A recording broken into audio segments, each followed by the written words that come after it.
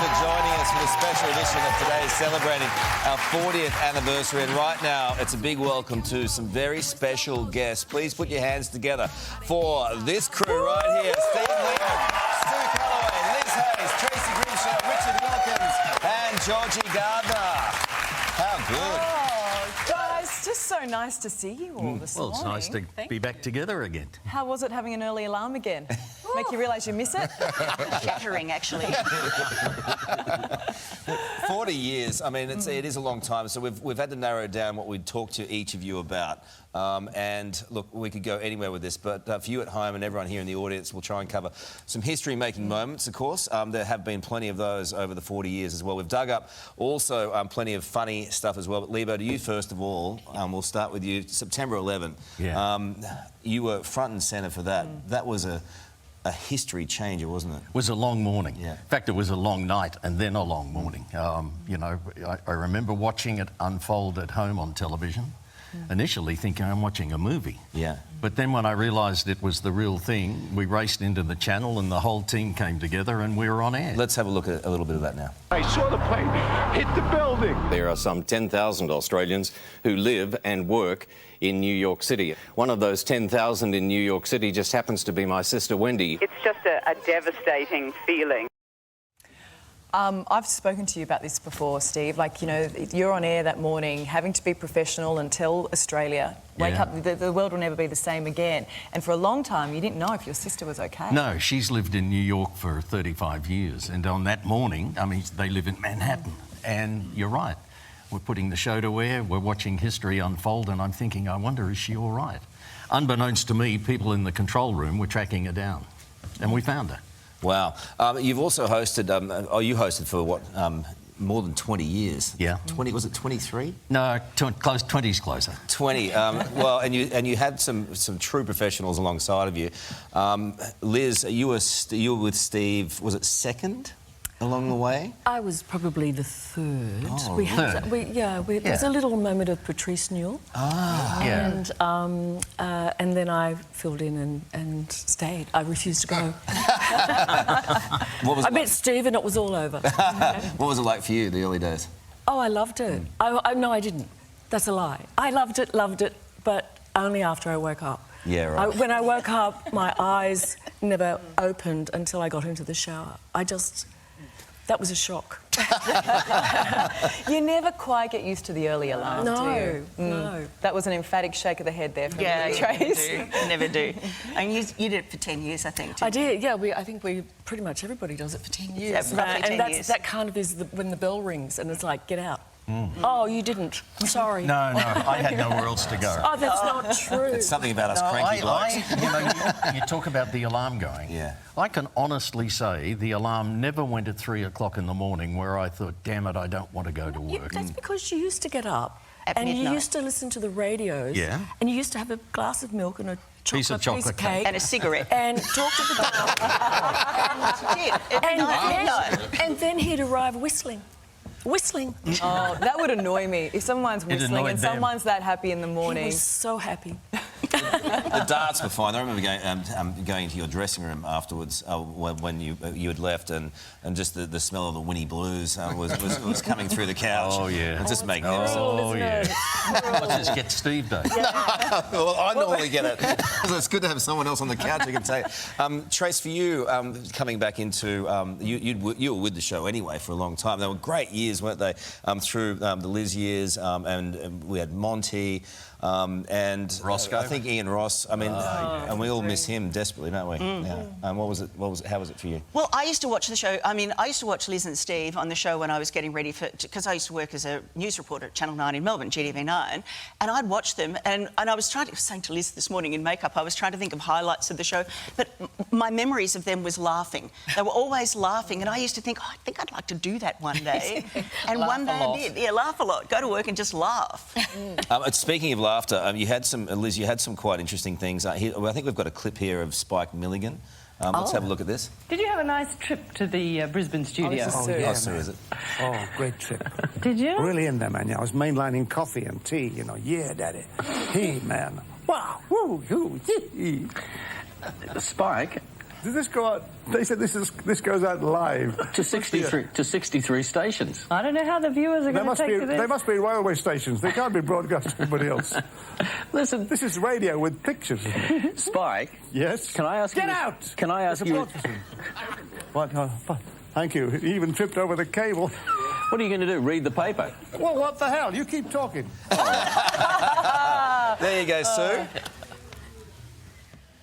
Oh my gosh, wasn't he something? You know, I really sympathise though now. He was in that studio all by himself wearing a funny hat and a nose, as I recall.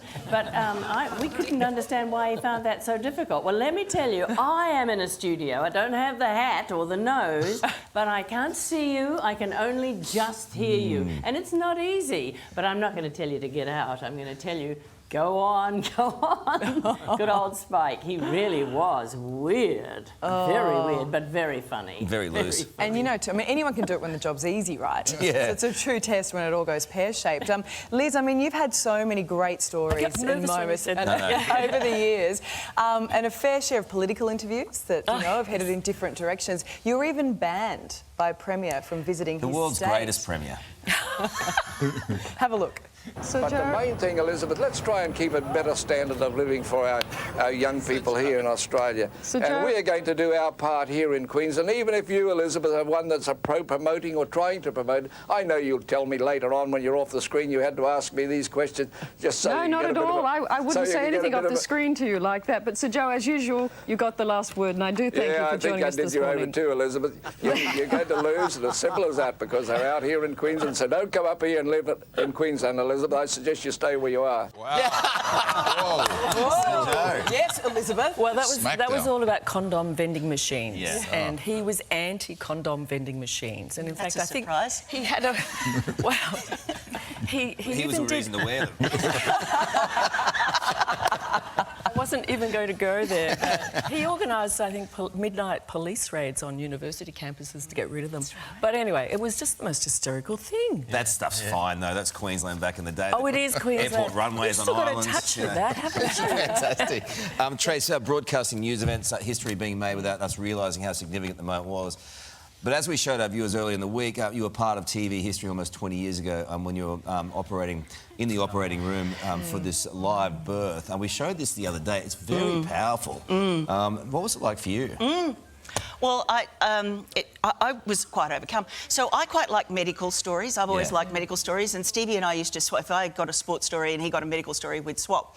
And so I thought I would take a clinical view of the birth of little Thomas Cooper. Right? So I was right down the business end, watching the incision. Everything's fine. End. You know. And I thought it was all going swimmingly until his head emerged. Yeah. Absolutely lost it. Yeah. And it was, you know, a little bit blubby. Yeah. I mean, that's a real moment in someone's life, and you were Such right a there moment. for it. Such a moment. And, you know, fortunately, Rick knew what he was doing and he sort of took over. But I'll never forget it. I'll never forget Thomas's arrival. And it was a huge... Thomas is 18 now. Oh. And we tried to get him to come on a current affair about a year and a half ago, and he was a little bit more shy now than he was back then. Yeah, we tried as well. Right. He's still very shy. Yeah. I'm looking at 10 years, Lee, but we also uncovered a bit of a theme that emerged from the archives. Have a look at this. Come inside into this pub with us. And Steve is getting slowly tanked on a beer. The house beer. It's the house beer. Oh, look out. Look out, he's anybody's when he drinks. It's a good beer, Grimshaw. Now, the purpose of this exercise is to see if I can walk a straight line. You didn't tell me about those Irish coffees. You've only had the one. I think I should have had the coffee and forgotten the Irish, Trace. I think we'll get another one into you and you won't care. Well, I'm flying at the moment. What is it about the blokes on this show getting drunk? Yeah, what? Yeah, you weren't the first. That's a bit uncharitable. Steve is a cheap drunk. At least Karl can go for a few. You know. Stevie, it's just not true. What is this? He would have at least two. Do you see what I mean? Well, we were able to go all night, Tracy, weren't we? Yeah. You. Oh, there's no flies on you. I know, Hello. all right. Don't start, Grimshaw. Dickie, over to you. Look, you've been with the show a long, long time. Yeah, look, just sitting on the same couch, I've had the pleasure of working with each of you, with all of you, and I'm in complete awe of you. Such a wonderful... Aren't they a great bunch of professional talents? my goodness. But we've also had so many big names stars in the studio. You know, we're in the studio with a live audience today. We used to do that a lot of time. Pink in the studio, she was just phenomenal when she released her album, The Truth About Love, just terrific. We had Taylor Swift in the studio. She was just wonderful. Robbie Williams, I mean, Keith Urban. We had Michael Bublé in the Burbs. So many. Look at Robbie, he was on fire, wasn't he? Taylor Swift was Swifty in the studio. And Bublé in a cul-de-sac somewhere. Yes. Yeah, we ran a competition. Would you like to have Michael Bublé play in your backyard? Yeah. Strangely, the winner did live in a cul-de-sac right next to a park, so it was very convenient. But Michael Bublé and the Burbs was just a special moment, wasn't it? Yeah, it was great. Wonderful. And hey, Georgie, earlier in the show, we were just talking about what a privilege it is to bring the news events into everyone's home each morning. And also over the years, the way that the show has helped so many people, and we've dug out a little something in regards to you. Take a moment.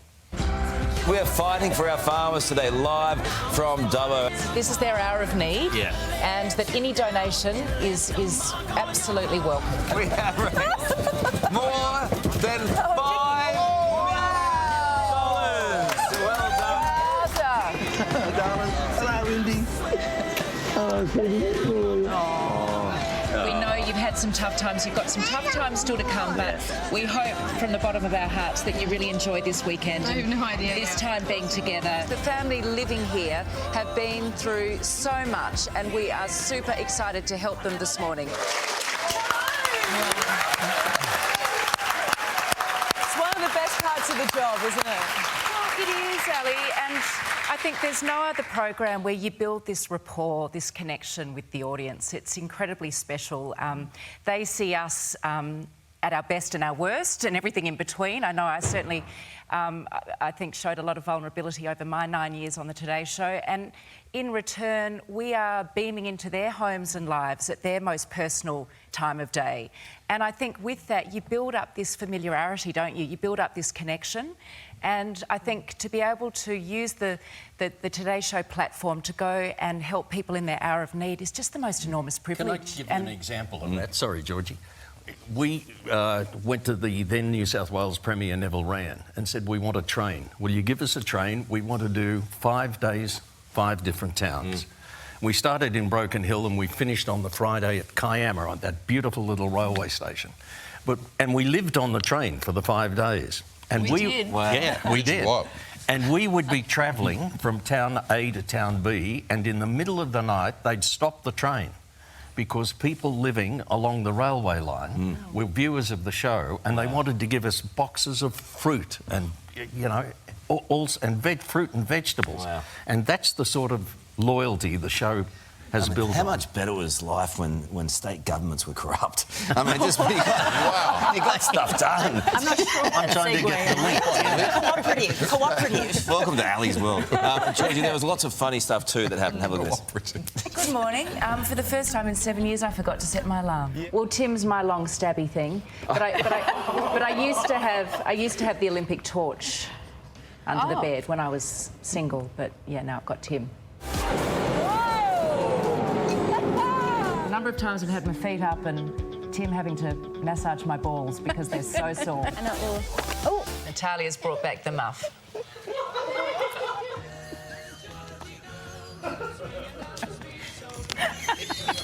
It is 6:30, so we will go ahead with the news. I always loved your delivery, Georgie. That's it.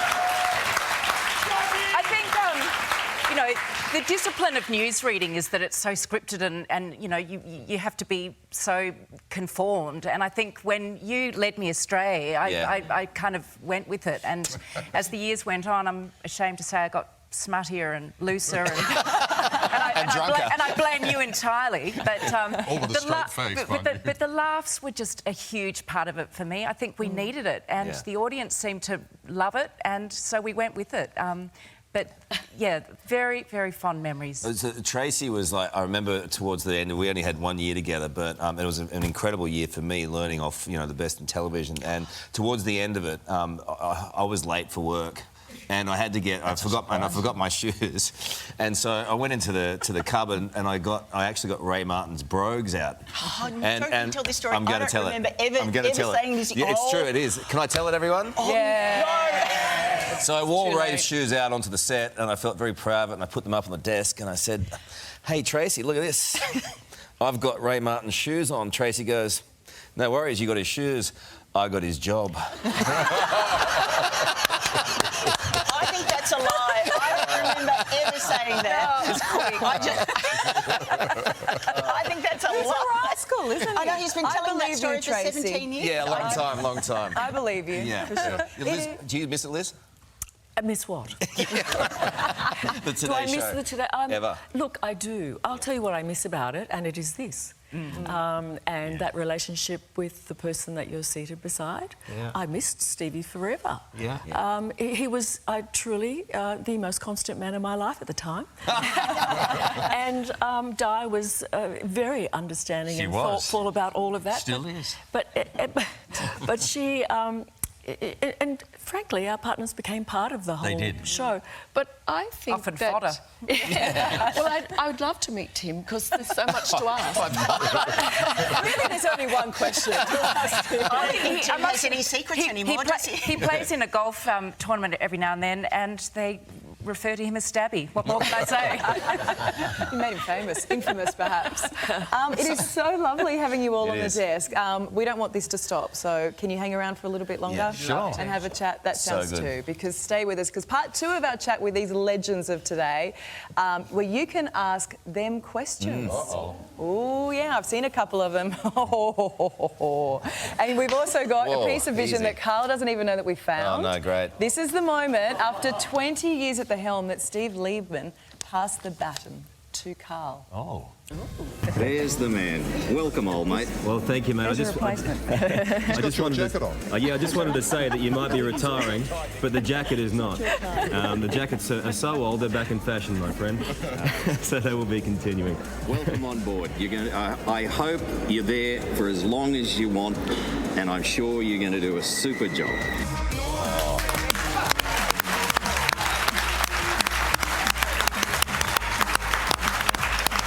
Stay with us. We're coming back. G'day, it's Ali. And Karl. Thanks for watching the Today YouTube channel. Subscribe now for brand new videos every day and exclusive bonus clips. Ali, say please. Please? Why? Please? I don't know.